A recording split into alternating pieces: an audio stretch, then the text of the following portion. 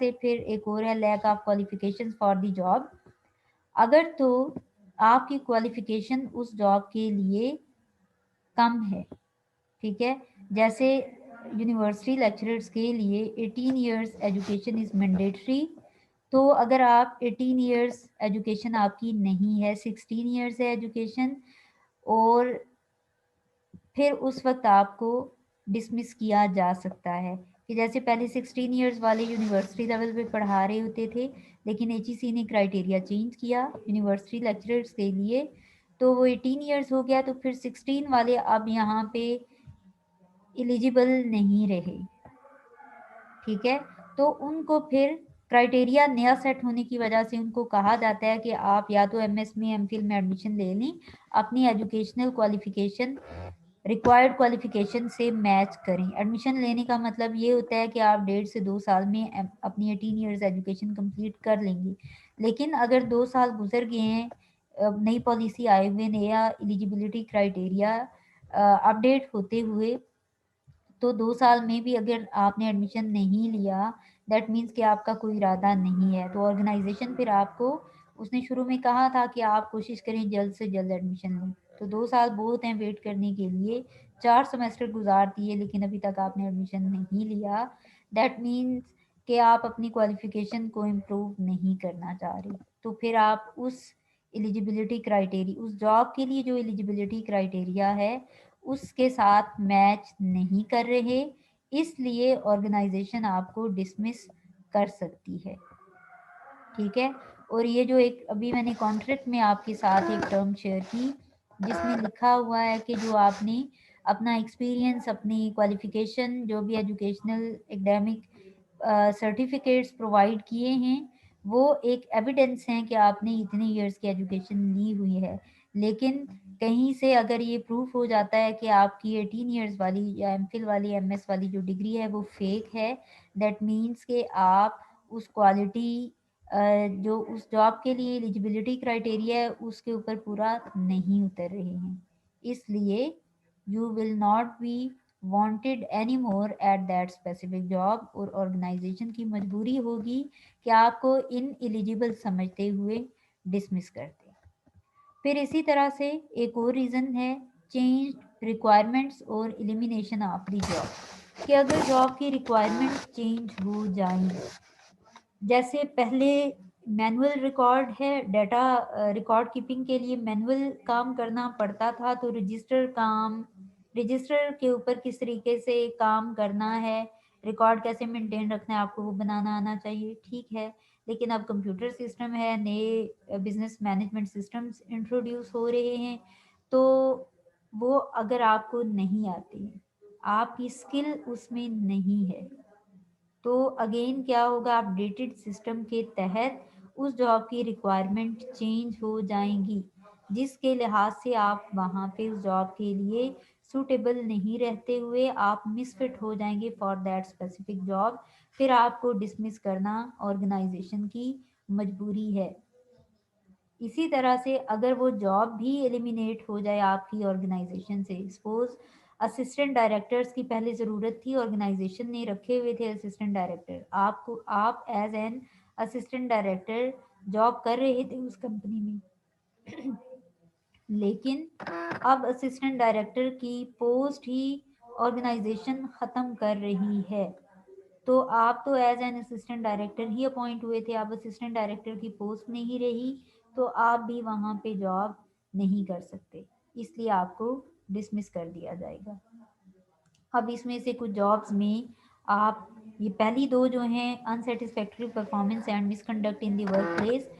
ये तो वो रीज़न है जिसके ऊपर कोई कंप्रोमाइज़, कोई फ्लेक्सिबिलिटी फॉर एम्प्लॉय नहीं हो सकती। लेकिन lack of qualification for job या चेंज रिक्वायरमेंट्स और एलिमिनेशन ऑफ जॉब में समटाइम्स ऐसा होता है कि organisation have to think about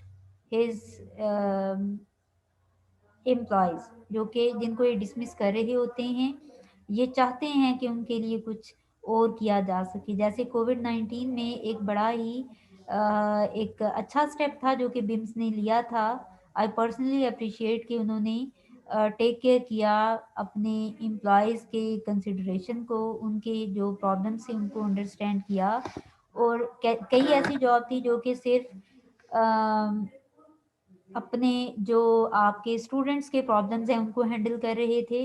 तो उनको कुछ और जॉब्स दे दी गई कि चलो ठीक है, एक अर्निंग सोर्स इनका बना रहे। अब वक्ती तौर पे तो वो एलिमिनेट हो गया ऑनलाइन क्लासेस की वजह से, जैसे डायरेक्टर स्टूडेंट अफेयर है, तो ऐसा कोई स्टूडेंट अफेयर था नहीं जिसको वो हैंडल करते, इसलिए उनको फिर कुछ और एक्टिविटीज़ दी गई जो कि वो कर सकते थे। इसी तरह से अगर कोई रिक्वायरमेंट चेंज होती है तो ऑर्गेनाइजेशन समझती है कि अब employee is not able to perform the modified or updated requirement of if the employee is not able to fulfill the updated requirement of the job, तो फिर वो चाहती है कि जो वो काम कर सकता है वो वाला काम उसको दे दे। एक्चुअल जॉब के लिए फिर कोई और बंदा जो कि कॉम्पिटेंट हो, जिसका जो कि एलिजिबल हो उस जॉब के लिए, उसको अपॉइंट कर लेती है। लेकिन और एम्प्लॉय को एक केयरिंग एटीट्यूड की वजह से ऑर्गेनाइजेशन अपने ही अंदर कोई और ऐसी जॉब पे अपॉइंट कर लेती है कि उसका सोर्स ऑफ इनकम बना रहे और उसके अखराजात पूरे होते रहें। यहाँ पे अब कुछ आपके बिम्स के अंदर ऐसे एम्प्लॉयज़ हैं जो कि बहुत शुरू से, जब बिम्स बना था तब से पढ़ा रहे हैं, तो इतने ज़्यादा पुराने एम्प्लॉयज़ होने की वजह से, तब वो 16 इयर्स एजुकेशन पे हायर हुए थे, तब एचईसी का रूल 18 इयर्स एजुकेशन वाला था भी नहीं। तो अभी भी उनको ऐसा नहीं हुआ कि लैक ऑफ क्वालिफिकेशन की वजह से उनको निकाल दिया गया हो। बिम्स अगेन उनके लिए एक पॉजिटिव एक्शन लेते हुए एक और स्टेप जो लेती है वो ये कर देती है कि जो माइनर लेवल के बेसिक सब्जेक्ट्स हैं उस टीचर को वो दे देते हैं, और जो एडवांस लेवल के सब्जेक्ट्स हैं या जो स्पेशलाइज्ड प्रोजेक्ट्स हैं स्पेशलाइजेशन वाले, वो फिर 18 इयर्स एजुकेशन वाले नए एम्प्लॉय को दे देती हैं। तो ऑर्गेनाइजेशन अपने एम्प्लॉय के लिए एक पॉजिटिव बिहेवियर भी शो कर रही होती है। तो कहने का मकसद ये है कि lack of qualification for the job और चेंज रिक्वायरमेंट और एलिमिनेशन ऑफ द जॉब की सूरत में ऑर्गेनाइजेशन अपने एम्प्लॉय को अपने अंदर कहीं ना कहीं एडजस्ट करने की कोशिश करती है। लेकिन अनसेटिस्फैक्ट्री परफॉर्मेंस जिसमें कि एम्प्लॉय को चांस दिया गया है लेकिन वो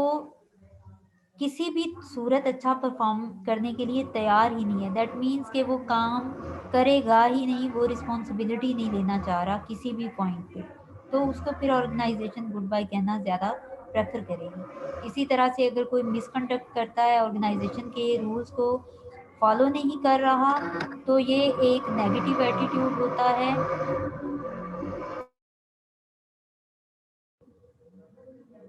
ओके, तो ये एक नेगेटिव एटीट्यूड होता है कि आप ऑर्गेनाइजेशन को सीरियसली ले ही नहीं रहे हैं। आपने ऑर्गेनाइजेशन को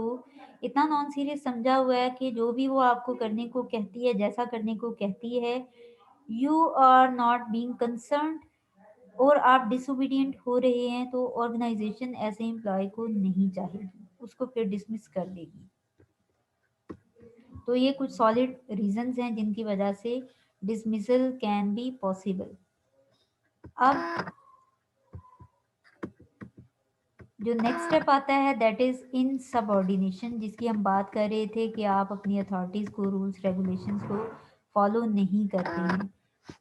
सबऑर्डिनेशन का मतलब ये होता है you are being obedient to the organisation, to the authorities, जो कि आपके सुपरवाइजर, आपके मैनेजर, आपके बॉस कोई भी हो सकते हैं। वो हो गया सबऑर्डिनेशन। इन सबऑर्डिनेशन उसका अपोजिट हो गया कि यू आर बीइंग डिसोबीडिएंट और rebellious to the authorities and to the organisation. आप उनकी बात मान ही नहीं रहे हैं, ना कोई रूल फॉलो कर रहे हैं, ना कोई अपने सुपरवाइजर की इंस्ट्रक्शन फॉलो कर रहे हैं। तो इस केस में भी डिसमिसल पॉसिबल होता है। लेट्स नो कि इन सबऑर्डिनेशन की कौन कौन सी फॉर्म्स होती हैं। Direct disregard of the boss authority, कि आपका बॉस, उसकी जो ड्यूटीज़ हैं, जो रोल्स रिस्पॉन्सिबिलिटीज़ हैं, वो उनके हिसाब से आपको इंस्ट्रक्शंस दे रहा होता है आपसे काम करवाने के लिए, लेकिन आप उसके इंस्ट्रक्शंस को फॉलो नहीं कर रहे हैं, डिसरिगार्ड कर रहे हैं उनका, तो आप डिसोबीडियंट हो रहे हैं, आप रिबेलियस हो रहे हैं, आप जो है वो बगावत कर रहे हैं, इंस्ट्रक्शंस को फॉलो नहीं कर रहे। इसी तरह से फ्लैट आउट डिसोबीडियंस ऑफ और refusal to obey the boss's order particularly in front of others, दूसरों के सामने you are not obeying the orders of your boss, that means कि आप बॉस की इंसल्ट कर रहे हैं, आप उसको बहुत हल्का ले रहे हैं, उसको आप कुछ नहीं समझ रहे हैं। इसका मतलब ये कि आपको लगता है कि the person doesn't deserve to be on a position of your boss.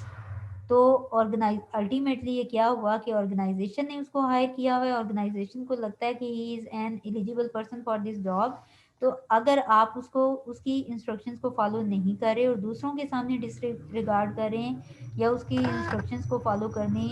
से रिफ्यूज़ कर रहे हैं, दैट मीन्स के आपको लगता है कि ये इस काबिल नहीं है कि इस बॉस की सीट पे मौजूद हो, दैट मीन्स के ऑर्गेनाइजेशन ही बस एमईसी है, तो फिर ऑर्गेनाइजेशन आपको नहीं चाहेगी। इसका मतलब ये कि आप इन सबऑर्डिनेशन कर रहे हैं। इसी तरह से अगर आप जानबूझ के कंपनी की जो स्टेटेड पॉलिसीज हैं, रूल्स हैं, रेगुलेशंस हैं, प्रोसीजर्स हैं, उनको फॉलो नहीं कर रहे, again you are being disobedient to the organisational policies. जैसे बिम्स के कुछ रूल्स हैं, दीवारों पे पाँव नहीं रखना, अगर आप रखेंगे तो ठीक है, आपको फिर फाइन पे करना पड़ेगा। क्लास नहीं लेंगे, क्लास में शोर शराबा करेंगे, आपको आपके अगेंस्ट डिसिप्लिनरी एक्शन लिया जाएगा और आपको वार्निंग्स दी जाएंगी। उसके बावजूद अगर आप कंसिस्टेंटली ऐसा ही करते रहेंगे तो ऑर्गेनाइजेशन को समझ आ जाएगी कि आप उसके कंट्रोल में नहीं हैं, तो वो आपको किक आउट करना ज़्यादा मुनासिब समझेगी कि आपके देखा देखी बाकी लोग भी ऐसा ना करना शुरू हो जाएं, या बाकियों में से कुछ लोगों को आप अपने साथ शामिल ना कर लें ऐसी एक्टिविटीज़ के अंदर। तो एनवायरनमेंट को सेफ रखने के लिए ऐसे प्रॉब्लम को फिर और ऐसे प्रॉब्लमेटिक स्टूडेंट्स को किक आउट करना ऑर्गेनाइजेशन को बेहतर लगता है। इसी तरह से अम, कोई भी एम्प्लॉय है, अगर वो कोड ऑफ कंडक्ट को फॉलो नहीं कर रहा तो कोई हक नहीं है उसका कि वो ऑर्गेनाइजेशन के अंदर रहे। जैसे घर में रहने के कुछ रूल्स होते हैं, if you are not obeying the rules तो आपको फिर उस घर में रहना कोई एक्सेप्ट नहीं करेगा, आपको उस घर में रहना अलाउ नहीं किया जाता है। उसके अलावा publicly if you are criticising your boss के अवाम के सामने, कुछ लोगों के सामने, कुछ एक्सटर्नल पार्टीज के सामने आपका बॉस जो भी कुछ कह रहा है आप उसके कंट्राडिक्शन में बात कर रहे हैं, आप उसके अपोजिट बात करना शुरू हो जाते हैं, दैट मीन्स के अगेन आप अपने बॉस को कुछ नहीं समझ रहे हैं और आपको लगता है कि ये इतना केपेबल नहीं है जितनी कि इसको अथॉरिटी दे दी गई है। अगेन इन सबऑर्डिनेशन या डिसोबीडियंस आ जाएगी। इसी तरह से कुछ रीजनेबल इंस्ट्रक्शंस को अगर आप बज़ाहिर आपके एक्शंस में नज़र आ रहा हो, आपको क्लासेस लेने का कहा गया, आप क्लासेस नहीं ले रहे, तो ये ऑब्वियस डिसरिगार्ड होगा। आपको 6 घंटे वर्क प्लेस पे होना कहा गया लेकिन आप 6 घंटे से कम घंटे स्पेंड करते हैं और फिर चले जाते हैं, छुट्टी कर जाते हैं, तो वो ऑब्वियस डिसरिगार्ड है कि you are not taking care about the policies of the organisation and rules of the organisation. आप अपनी मन मर्जी कर रहे हैं। इसी तरीके से आप जब जॉब पे हैं तो आप पोर्ट्रे करते हैं नेगेटिव फीलिंग्स को और डिसरिस्पेक्ट शो कर रहे होते हैं मुसलसल। मतलब ये कि जिस तरह से काम करना बताया गया आप उस तरह से नहीं कर रहे, जो जो करना कहा गया आप वो नहीं कर रहे। ठीक है, तो आपका प्रॉब्लमेटिक एटीट्यूड है, आप डिसोबीडियंस फिर से शो कर रहे हैं। इसी तरह से अगर डिसरिगार्ड कर रहे हैं आप चेन ऑफ कमांड का, कि आपको जैसे कंप्लेंट के लिए एक प्रोसीजर है कि आपने किस किस तरीके से अपनी कंप्लेंट आप पुट कर सकते हैं, अगर उस तरह से नहीं कर रहे या कोई प्रॉब्लम है तो उसका प्रोसीजर अगर आप फॉलो नहीं कर रहे हैं, दैट मीन्स के अगेन आप ऑर्गेनाइजेशन की पॉलिसीज को वायलेट कर रहे हैं। आप डायरेक्ट जो सुपीरियर अथॉरिटी है उसके पास पहुंच जाते हैं, बजाय इसके कि पहले आप निचले लेवल पे अपनी कंप्लेंट रजिस्टर करवाएं या उसके अगेंस्ट कोई एप्लीकेशन दें, आप उसकी बजाय डायरेक्टली डीजी तक पहुंच जाते हैं। ठीक है, तो चेन ऑफ कमांड, इसका मतलब ये हुआ कि डायरेक्टली अगर आप डीजी के पास पहुंच जाते हैं किसी भी मसले के लिए, तो फिर से आप ये कर रहे हैं कि जो निचले लेवल पे कंप्लेंट हैंडलिंग के लिए जो लोग आपने रखे हुए हैं, आप उनको इस काबिल नहीं समझ रहे। तो अगेन एक पॉइंट आता है कि ऑर्गेनाइजेशन आपके हिसाब से उसने किसी भी अरे गहरे नथु खैरे को उठा के किसी भी पोजीशन पे बिठा दिया है, तो ऑर्गेनाइजेशन के ऊपर एक क्वेश्चन मार्क आना शुरू हो जाता है, जो कि ऑर्गेनाइजेशन दोबारा नहीं करती है और आपको डिसोबीडियंट कंसिडर कर लेती है। इसी तरह से अगर आप अपने बॉस की पावर्स को रिमूव करने के लिए कोई एफर्ट्स कर रहे हो, जिस जगह पे सपोज बॉस ने एक्शन लेना हो, कोई डिसीजन लेना हो, आप उसकी जगह भाग के खुद डिसीजन लेना शुरू कर दें, बजाय इसके कि मामला उसका है तो उसको हैंडल करने दें, या ये उसकी जॉब ड्यूटीज़ का हिस्सा है, आप उसको हैंडल नहीं करने दे रहे हैं और आप खुद को ज़्यादा कॉम्पिटेंट समझते हुए आप कोई डिसीजन लेना शुरू कर देते हैं या किसी प्रॉब्लम को रिजॉल्व करना शुरू कर देते हैं, तो अगेन क्या है, आप अपनी लिमिट्स को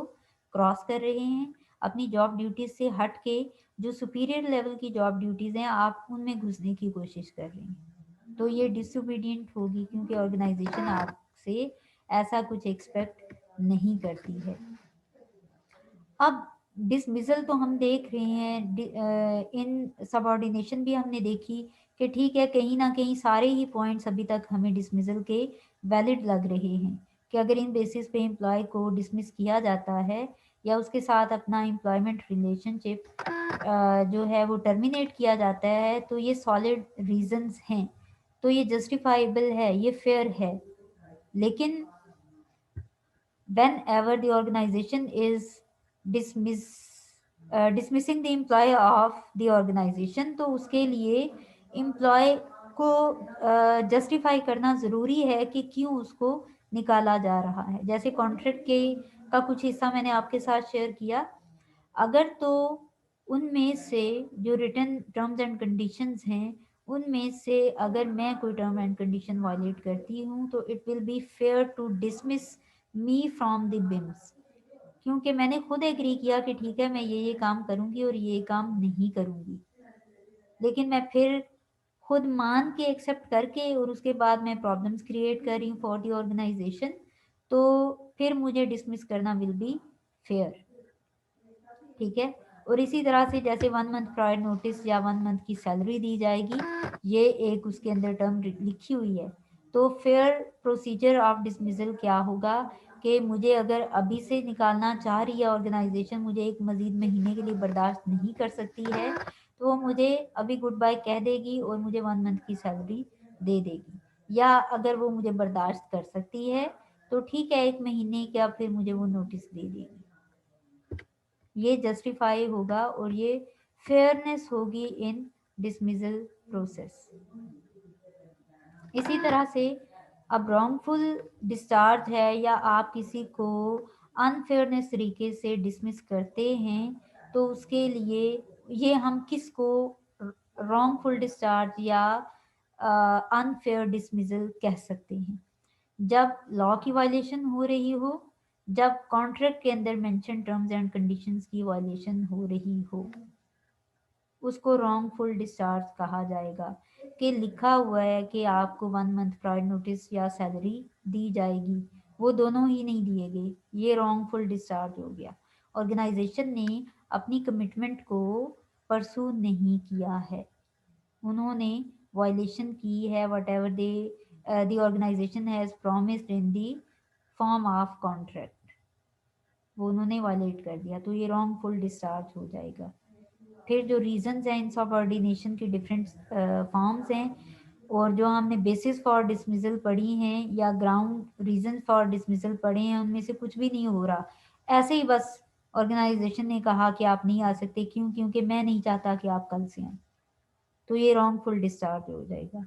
इससे ऑर्गेनाइजेशन हमेशा बच रही होती है, क्योंकि इस सूरत में there is no specific and solid reason for dismissal of employ, तो employ can go further for some legal step,